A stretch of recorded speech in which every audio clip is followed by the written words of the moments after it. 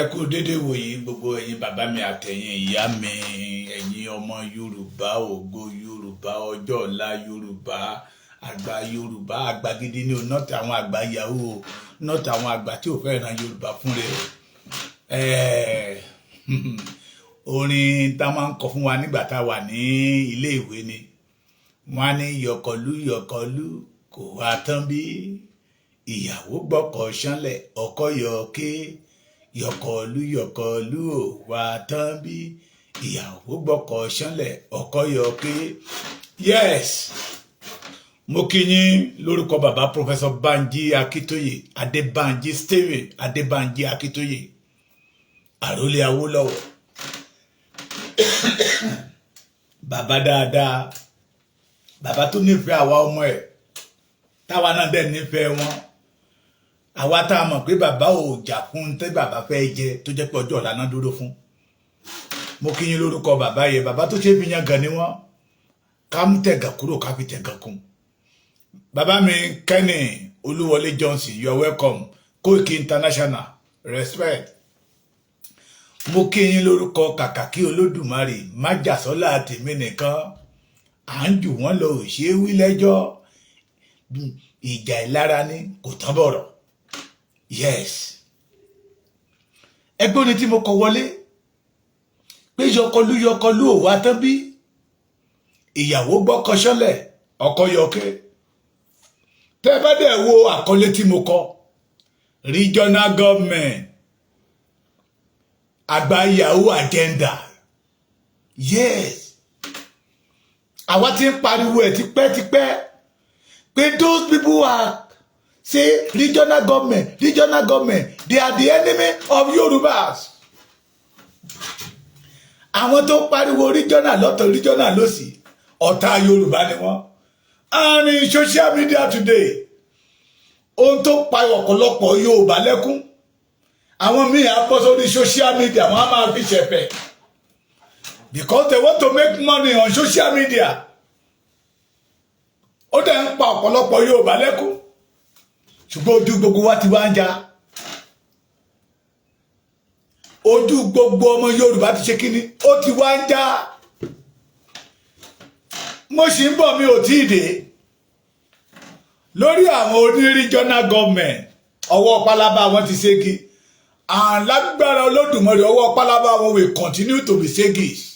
Bàbá mi Frank Abiola, you are welcome. Ayégbùsì Kẹ́hìndé, á dára fún gbogbo yín. Ẹ máa bá mi share ẹ̀, mo ti sọ fún yín. Lọ́dọ̀ bàbá Èkìtì ẹ̀ ní pé anything tó yàtọ̀ sí ìrìn àjò Yorùbá lè ṣètòrí pé mo mọ̀ ìlérí Olódùmarè ní a máa débẹ̀. Go back to the Yorùbá Day. Majority àwọn leader ń pè mí bàbá Èkìtì. Rẹ́dẹ̀rẹ́dẹ́ wo lójú wa lọ rí nílé Ifẹ̀. And I told them, they organize it not because of the unity of Yorubas. They organize it not because of the freedom of the Yorubas. Those people who want to speak about the freedom, the unity of Yoruba, wọ́n gba máìkì lẹ́nu wọn. Wọ́n á jẹ́ kán gbẹ́nu sí máìkì bíi ti Oríyọmí Lágídígbò. Wọ́n gba máìkì. Wọ́n gba máìkì lẹ́nu Omeyo, the youth leader. They know they will speak about the Yoruba nation. Ohun tí èmi ní èrò gẹ́gẹ́ bí ìpàdé tẹ́pẹ̀ mi sílẹ̀ ní tí mo lórí ọ̀fẹ́ àti kópa nù ẹ̀. Gẹ́gẹ́ bí Yorùbá Day, mo ti sọ lánàá, kí ló bí September 23 that makes September 23 special in Yoruba life. Èmi rò pé òun ló yẹ kán tẹ̀lé. Ká wá sọ ìtàn torí Yorùbá wípé tọmọdé ò bá bá ìtàn á bá àrọ́bá. Wọ́n wá jẹ́ ó yé wa wípé àrọ́bá tẹ́ rí yẹ o, òun ní bàbá ìtàn. Here one of our lecture, our fathers, Professor Banji Akitoye, during the September 23, 2019, Egbo. You may not have had before. Let me. As of that time, the British and the French and their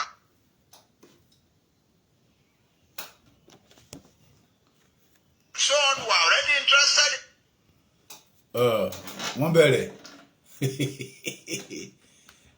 He go talk.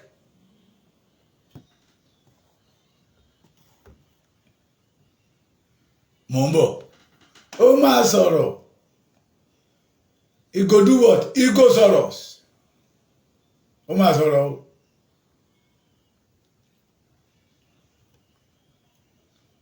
Mumbo, mi ti di ni o, ẹ má bínú o. Ẹ má bínú ẹ̀yin ìyá mi, ẹ̀yin bàbá mi o.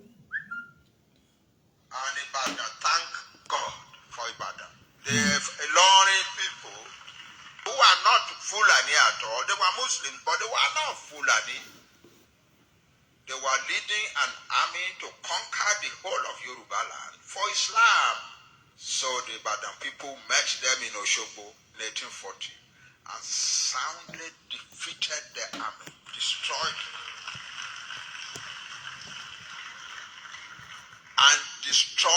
their cavalry and took captive the leading officers of the army, who incidentally were all Yoruba. There were one or two Fulani in the lower levels, and the Ibadan chief said, "We have no problem with you, go back home. It is these ones who are our own people that we have trouble with." So they sent one to Oyo, to the present Oyo, where he was executed. They also executed another one in Ibadan. Ṣé ti ń gbọ́? Èmi rò pé this is type of lecture tó yẹ ká gbọ́,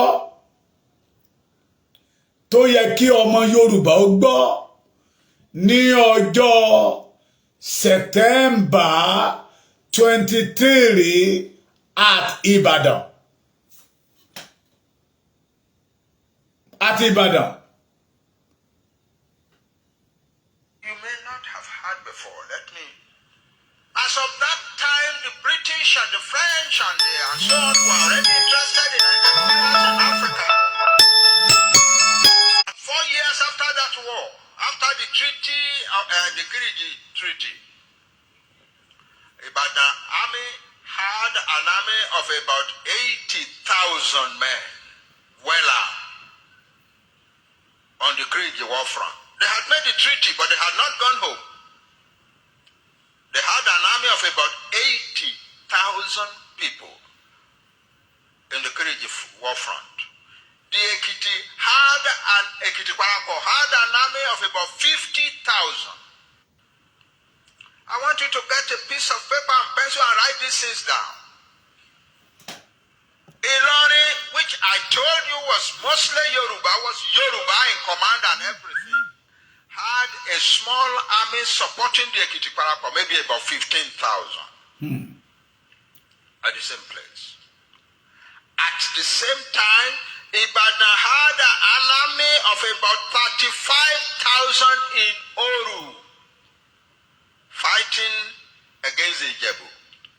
The Ijebu had in Oru an army of about 50,000. Are you adding these figures? The Ekiti Parappa had sent an army to go and protect Ife under Prince Fabumi of Okemesi and Ashiri Arimoro from Ilesha.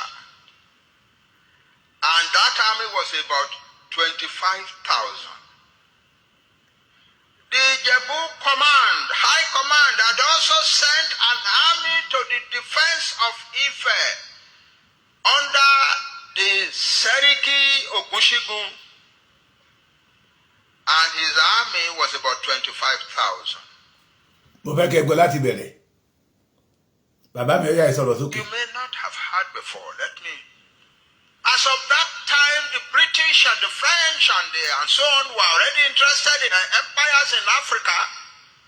But as of that moment, if we had joined hands to defend our land, we would never have become British colony. That's 4 years after war, after the treaty of...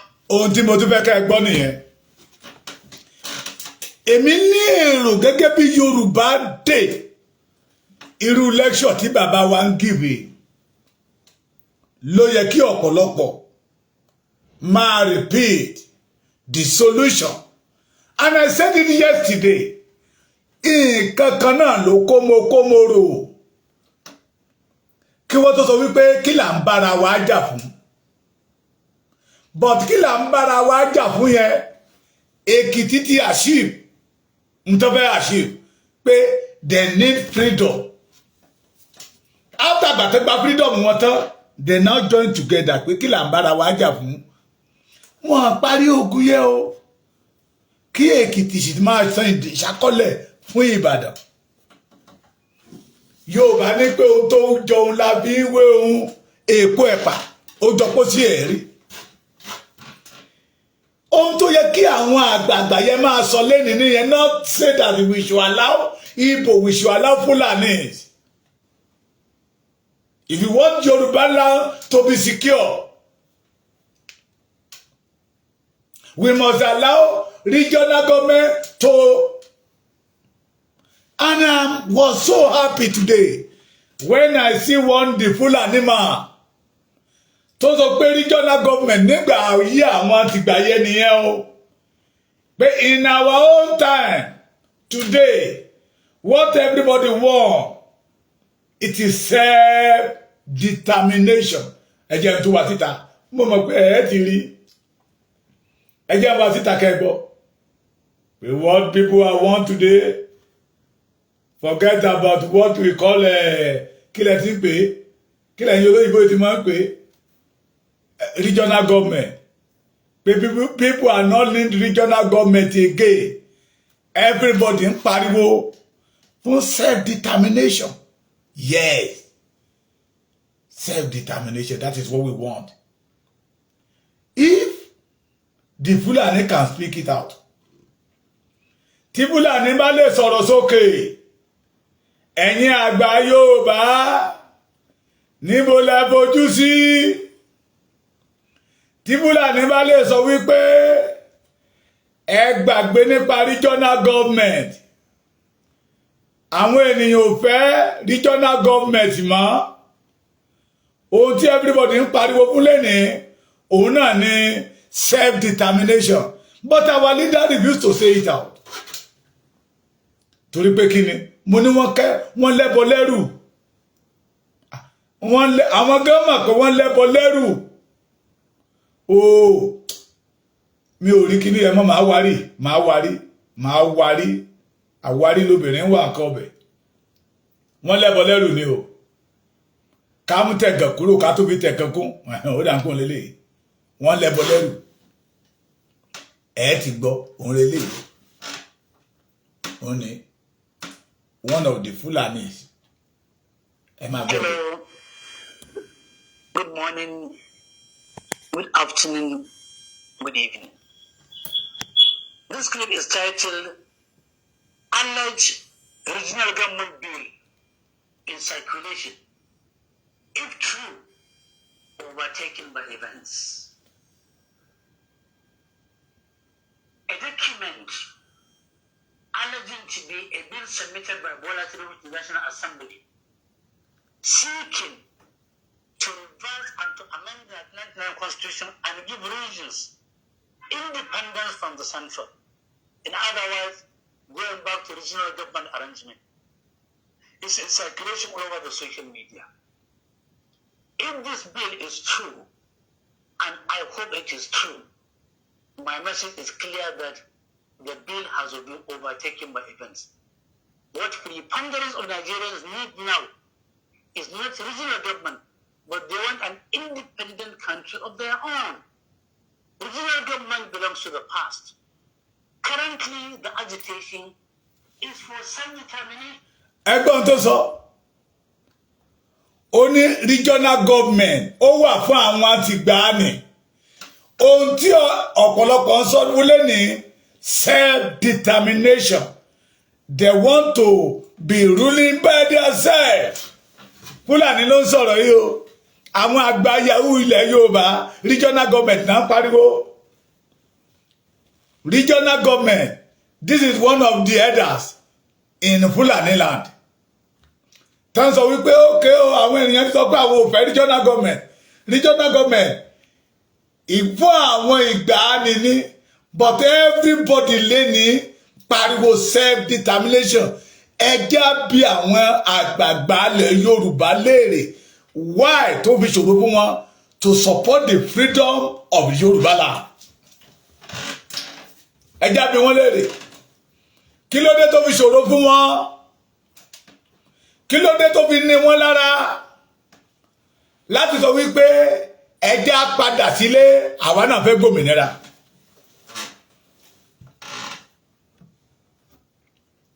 Bàbá Èkìtì kan ló kú ṣe o, ẹ wo ẹni tó sọ̀rọ̀ o, ẹ gbọ́ dáadáa o.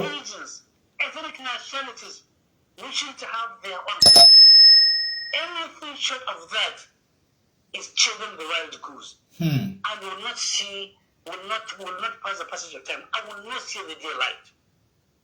Indeed, what the Nigerians are going through now, the way and manner we are being collectively mismanaged. We are being assaulted. Ohun tí mo fẹ́ kẹ́ ẹ gbọ́ ẹ ti gbọ́ ń bẹ̀ ẹ̀yin bàbá mi àtẹ̀yin ìyá mi. Òpùrọ̀ ló máa ní ẹlẹ́rìí òun wà lọ́run. Gbogbo wa láti jọ rí. Gbogbo wa láti gbọ́ ohun tó ń ṣẹlẹ̀. Ìbéèrè tó yẹ ká máa bi àwọn tó jẹ́ olórí wa, the governor, the senator, the rep, the Afẹ́nifẹ́re, the YSP, àwọn olótùkù bẹ̀tẹ̀ pé àwọn ní àgbààgbà ilẹ̀ Yorùbá. Kí ló dé tó fi ṣòro fún wọn láti sọ wípé ó tó àkókò tí ìran Yorùbá gbẹ́dọ̀ dúró gẹ́gẹ́ bí orílẹ̀-èdè? If the leader of Fulani tẹ́ bá lè jáde pé regional government yóò fún ìgbà yí àwọn Nnamdi Azikiwe, Tafawa Balewa, Ahmadu Bello, Ọbáfẹ́mi Awólọ́wọ̀ nìyẹn wà fún. Ohun tí everybody ń fẹ́ lé ní self determination. Nígbà tó sọ ilẹ̀ Òru, ẹjá bí àwọn tó pera wọn ní àgbààgbà ilẹ̀ Yorùbá. Why tó fi ṣòro fún wọn láti lè sọ̀rọ̀ pé ilé tó lọ? Ẹjá bí wọ́n léèrè kí ló dé tó fi dúró nídúró pé kí ìran Yorùbá má bọ́ nínú ìgbèkùn? Ìbéèrè tó yẹ kọ́mọdé wa, àgbà wa, ọkùnrin wa, obìnrin wa kó bí wọ́n léèrè ni pé kí ló dé? Ẹ má gbàgbé bàbá 106 years ó sọ wípé anything tó bá yàtọ̀ sí wípé Yorùbá kúrò nínú Nàìjíríà pé bí ìgbà tẹ́nìyàn bá yín àgbàdo sẹ́yìn apẹ̀rẹ̀ ni. Ẹ já bí wọ́n léèrè. Those people call themselves olóṣèlú. Ẹ já bí wọ́n léèrè kí ló dé tó fi ní wọ́n lára láti sọ wípé ó tó àkókò fún ìran Yorùbá láti lọ. Ẹ já bí wọ́n léèrè ṣé ìyà tí ìran Yorùbá ń jẹ nínú Nàìjíríà yìí ó tẹ́ wọn lọ́rùn? Yes, èmi máa sọ pé ó tẹ́ wọn lọ́rùn. Inú wọn dùn sí. Inú wọn dùn sí. Àwọn tó pera wọn lólóṣèlú, ìyà tó jẹ Yorùbá náà fi ń ṣàyọ̀yọ̀. Àwọn tó pera wọn ní religion leader, inú ìgbèkùn tí ní Yorùbá wà náà fi ń ní owó lọ́wọ́ nínú wọn fi ń dùn. That is why the majority of them ló ṣe fi ní wọn lára láti jáde síta wípé ilẹ̀ Yorùbá ló nílò deliverance, not individual. Because nínú wàhálà tá à ń là kọjá yẹn náà ti ń gbá everybody lórí. That is why you see them, they refuse to support the Yoruba nation. But Fulani now, òun lẹ́yìn gbọ́yẹ̀ tó ti sọ pé láyé ìgbà ní regional government.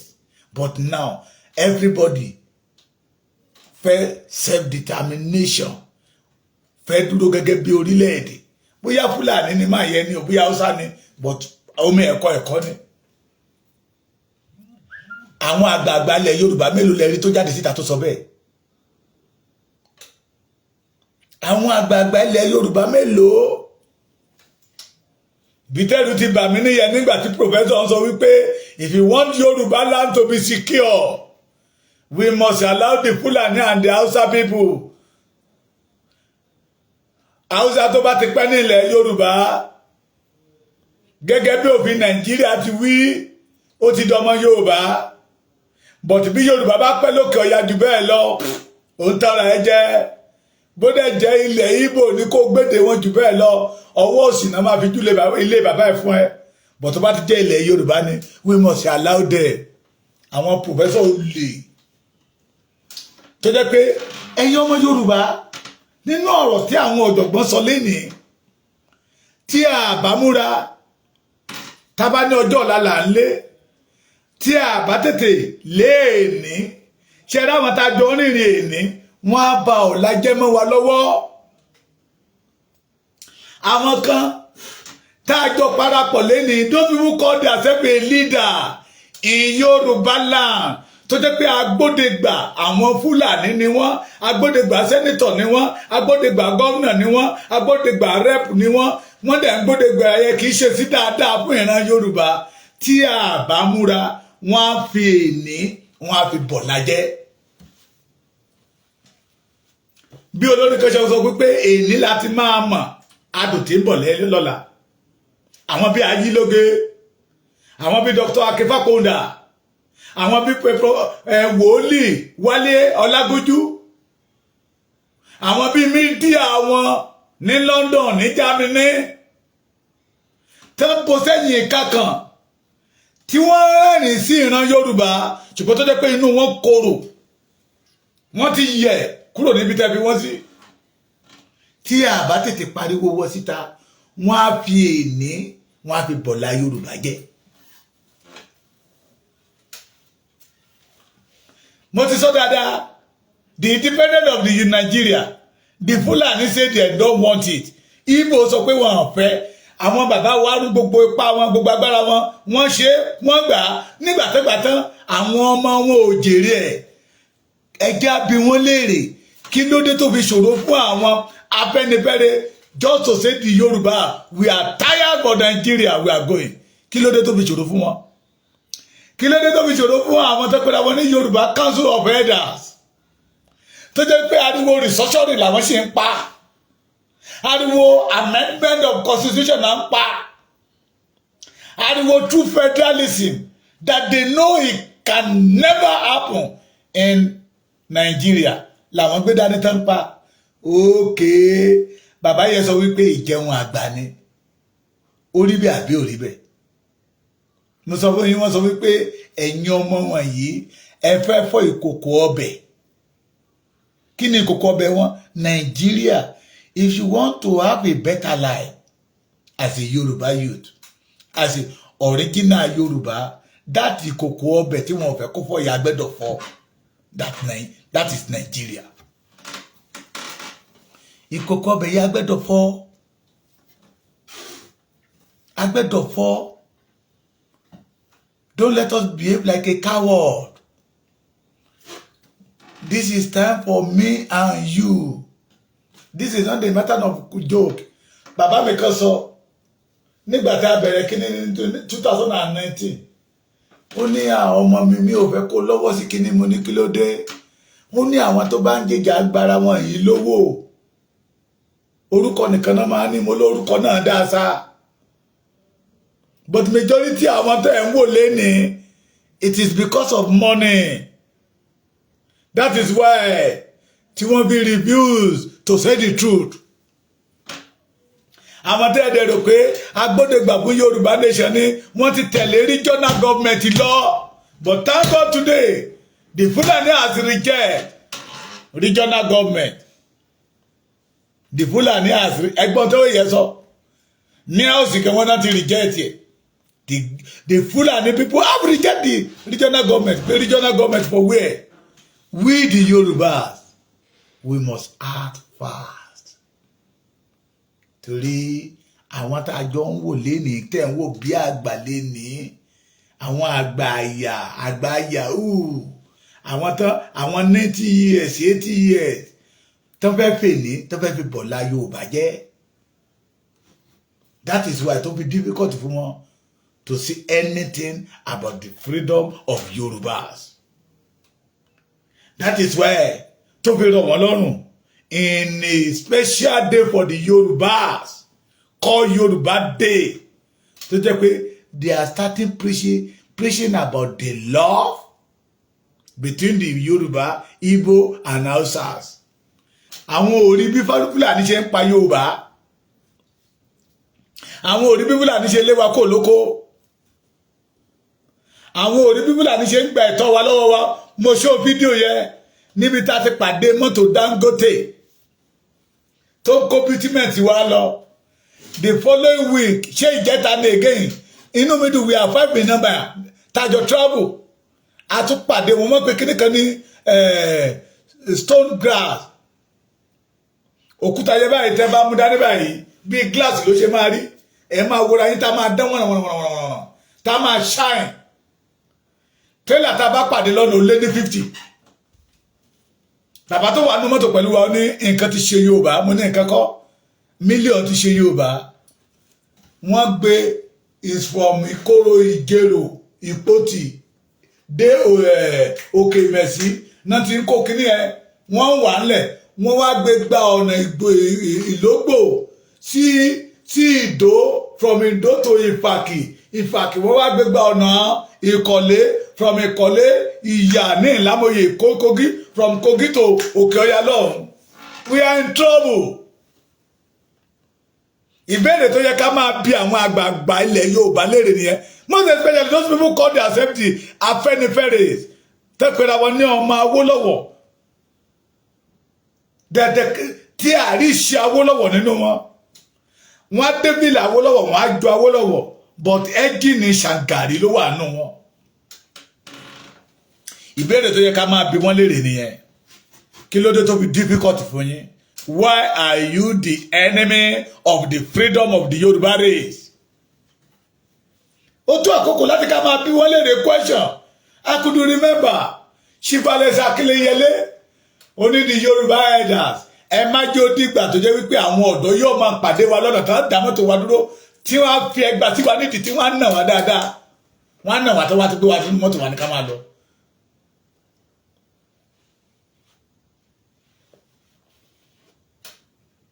Kí ló dé? Wọ́n kó bitumen wa, òkúta iyebíye, góòdì wa wọ́n kó, àwọn kan dẹ̀ jáde síta, wọ́n sì ń pariwo unity.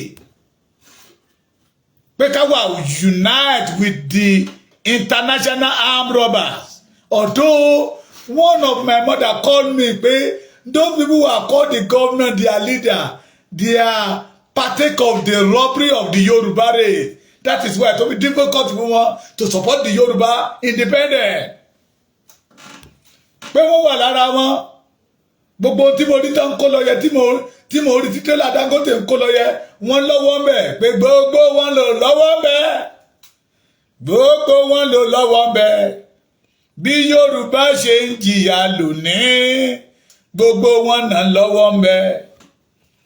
Afẹ́nifẹ́re lọ́wọ́ ń bẹ YSC lọ́wọ́ ń bẹ bí Yorùbá ṣe dà lónìí gbogbo wọn náà lọ́wọ́ ń bẹ.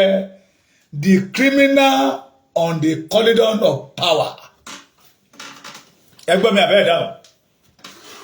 The criminal, the looters in the corridor of power. Yoruba ẹja wake up. The only way is to have our nation. Mo tún rọ̀ ẹ̀yin ìyá wa, ẹ̀yin bàbá wa, ẹ̀yin ọ̀dọ́ lókùnrin lóbìnrin, ẹ jẹ́ ká mú ìbẹ̀rù kúrò. Ṣé rí ìbẹ̀rù tó ń gbèsè wa lọ́kàn yẹn? Irọ́ ló wà ń díẹ̀. Wọ́n mọ̀ pé tó bá dẹ́rù bà wá.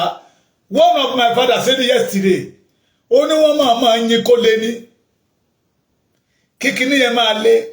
Tẹ́ bá rí pé wọ́n fẹ́ ṣẹlẹ́ṣẹ̀ wọ́n á tún dé díẹ̀ ẹ̀ tún gbàgbé ìyà wọ́n á tún máa há 20,000 ẹni 50,000 kan ẹni 100,000 kan láwọn ẹ̀dọ́ ni wọ́n ti gbàgbé ìyà tó jẹ wọ́n ti da owó síta wọ́n ti gbowó tán sí nígbà tó bá wá ná 10,000 20,000 tó fún wọn tó bá ná tán wọ́n á tún wá kẹ́yìn sókè bí ẹran ọ̀sùn ẹgbàá Ewo, we the Yoruba of nowadays, we must think twice. The solution. Nigeria is not our solution. Nigeria can never give Yoruba solution. A gbé Nigeria kalẹ̀ fún ìjìyà, fún ìdààmú, fún ìpọ́njú, fún ìbàjẹ́, ìbànújẹ́, ìpayínkeke, fún ìran Yoruba ni. That is why Yoruba lost all the glory. Àwọn heritage tó yẹ ká jogún, our heritage, we have lost everything. This is time to scatter Nigeria. Those people who are saying one Nigeria, they are the enemy. Ẹni tẹ́ bá ti rí tó bá ti sọ pé ilé bàbá wọn ò gbẹ́dọ̀ nísìmí, ọmọ àlè ni. Anybody that call himself a Yoruba man or Yoruba woman that say that the Yoruba must not have their own freedom, ọmọ àlè ni, ọmọ àlè. Èmi ò ní fọwọ́ sí júwe lé bàbá mi. Oore wo ní Nàìjíríà ṣe wá? Kápẹ́rẹ́ wa lérè pé oore wo ní ìpá tó ṣabẹ́? Oore wo ní gẹ̀gẹ́ ṣe ọrùn? Oore wo ní kéṣe ẹ̀yìn? Oore wo ní Nàìjíríà ṣe wá that make our leader refuse to say the truth? Àwọn Fúlàní ló ti sọ̀rọ̀ sókè yìí o. Àwọn Haúsá pé no regional government fún àwọn ti gbà á níní. People are nowadays, they want self-determination. Our culture is not the same. Our language is not the same. Our food is not the same. In everything in Yoruba, mi ò rí kankan tó parapọ̀ mọ́ ti Igbo, mọ́ ti Hausa. Why are we deceiving ourselves? But our leader, this is time to say the truth. To make every Yoruba know that regional government, it is agenda of Agba Yahoo. Agba Yahoo agenda. Ó ti pẹ́ tó ti ń tàn wá. Èmi àtẹ̀yìn náà la máa fòpin sí. This is time for me and you to stand up for the Yoruba freedom. This is time for me and you láti gbára wa kọ́ nínú ìgbèkùn àwọn ọ̀jẹ̀lú. These people, they are not serving the Yoruba people. These people are not representing the Yoruba people. That is why tó fi rọrùn fáwọn Hausas, leaders, the Igbo, to say enough is enough for Nigeria. But our leader, they refuse to say it. Torí àríjẹnímọ̀dàrú ni wọ́n. They are the enemy of our root. These people, they are the enemy of our identity. What is our identity? Ọmọlúàbí. We want to go back to our ọmọlúàbí. There's nothing like ọmọlúàbí inside Nigeria. Everybody are corrupt. Everybody are corrupt. Everybody are corrupt. Mentality Nigeria.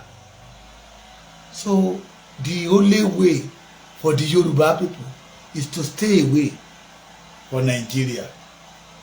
Mo máa ń sọ dáadáa wípé àwọn baba ńlá baba wa ò ń ṣe Nàìjíríà. Àwọn ìyáláyà wa ò ń ṣe Nàìjíríà. Kí ló dé táwọn tó dé òní sí pé dandan agbẹ́dọ̀ kù sínú Nàìjíríà? This is time for me and you. The solution to the problem is to have our nation. Thierry ariwo ebi ń pa wá o, ebi ń pa wá, kò ṣẹ̀ṣẹ̀ ń pa wá lénìí. Ẹni máa mọ yí àti orin yẹn jáde ìlú lé o, kò sówó lóde. Ó dàbí bàbá wa Victor Láyà ló kọrin yẹn. Ìlú lé o, kò sówó lóde. Obìnrin kígbe, ọkùnrin kígbe, kálukú lómi kígbe owó. Mọye 90 yẹn. That is mentality of Nigeria. Wọ́n dára ń yín sókè díẹ̀díẹ̀ ni. Wọ́n yín sókè nígbà yẹn bàbá wa ní Nàìjíríà ti ń yín sókè. Wọ́n yín. ẹlẹ́ẹ̀kan wá ní dọ̀dọ̀ wa ló wá dàbí pé ó pa bámbárì. If you refuse to reject it now, tó bá máa tún lórí àwọn ọmọ wa wọ́n á tún yín sókè jù báyìí lọ. It's better for me and you to reject Nigeria totally. And thank God, congratulations. We say Tinubu cannot do anything. Tinubu cannot do anything. Ìyàwó ẹ̀ jáde níta àwa ti lówó títí wa tẹ́lẹ̀ mẹtẹ níta wọ́n sọ pé ẹ̀yin ọmọ Sunday Igboho yẹ owó wo Tinubu lè dábọ́ Nàìjíríà ó ti ń bọ̀ lọ́wọ́lọ́wọ́. Ó ti ń bọ̀ lọ́wọ́lọ́wọ́. Oríta ìbànújẹ́, oríta ọ̀fọ̀, oríta àṣedànù, oríta nákàtàkì mi ò tó wọlé, oríta bìkan náà kan ní Nàìjíríà jẹ́ fún ẹ̀nà Yorùbá. Èdùmàrè òde kọ́ mọ́ wa, Nàìjíríà ló kọ́ mọ́ wa. Until we leave Nigeria, ká tó lè ní ìsinmi. Until we leave Nigeria, ká tó lè ní ìrọ̀rùn. Until we say bye bye to Nigeria, kí ògo yẹ kó tó lè fún. We the sunshine of black race all over the world, we are inside bondage. We are inside bondage. Finally, abẹ́tọ́ máa parọ́ ló ní ó máa sọ pé ní ilẹ̀ Yorùbá ò sí nínú ìgbèkùn. Abẹ́tọ́ máa tán ra ẹ̀. We all know that we are in bondage. Now, as a Yoruba, we must join hands together and deliver ourselves. Tílẹ̀ wa bá ti gba ìtúsílẹ̀, tá a yí orúkọ ilẹ̀ yẹn padà kúrò ní Nàìjíríà, orúkọ ìpọ́njú, orúkọ òfò, tá a dá wa padà sí nítọ́pẹ̀ ní ọmọlúàbí, ire tó ti lọ á padà wá. The lost glory will come back. And we must do it in a true way. Àwọn kan jó lánàá, mo rí fídíò yẹn. Àwọn ọmọ indigenous Yorùbá, wọ́n kó àwọn àgbàlagbà tó ti dàgbà. Màmá kan ti wà ní ó ti lé ní 80. Wọ́n gbé ìyá yẹn sórí kẹ̀kẹ́. Wọ́n fi ìyá oníyà jíjó ẹlẹ́yà. Àwọn Florence Àjàkáyé. They say that they have had their own nation. I pity them. Please, ẹ jẹ́ ká fi òtítọ́ rìnrìn yìí. Ẹ̀yin yóò mọ òtítọ́. Òtítọ́ yóò sì sọ yín di òmìnira. Since April, náà ti ń sọ fún wa pé àwọn ti gba orílẹ̀-èdè. Adélé wọn ti dé. Wọ́n pàtẹ ìlú l'Amẹ́ríkà. Àjàkáyé ní ògbébọ̀ wọn. Tẹ́lẹ̀ wọ́n ti gba orílẹ̀-èdè wọn. They are now indigenous, democratic of Yoruba. But we did not see their delay. Ẹ gbọ́, ṣé president wọn ṣe Amẹ́ríkà ló wà ní àbí Ìkẹjà àbí prime minister wọn tó ti operate àbí àwọn ọmọ Yorùbá mi tó wà níbòmíì. That we ta wà ń lé ẹ̀yin ọmọ Yorùbá ẹ yá mi létí inú yín. Kàmẹ́ni tó fẹ́ gbà wá, kàmẹ́ni tó fẹ́ kó wá sínú páńpẹ́. Ẹ máa bá mi lọ́fẹ̀ẹ́, máa bá mi. Oh my God. Ṣé ẹ rí kò sí ìyàtọ̀ nínú wọn? Abatẹnijẹ́ pẹ̀lú ọ̀dàlẹ̀ kò sí ìyàtọ̀ láàrin wọn o. Those people are say regional government and the Àjàkáyé Onítìrí group, they are all the same. They are enemy of the independent of Yorubas. Stay away from them.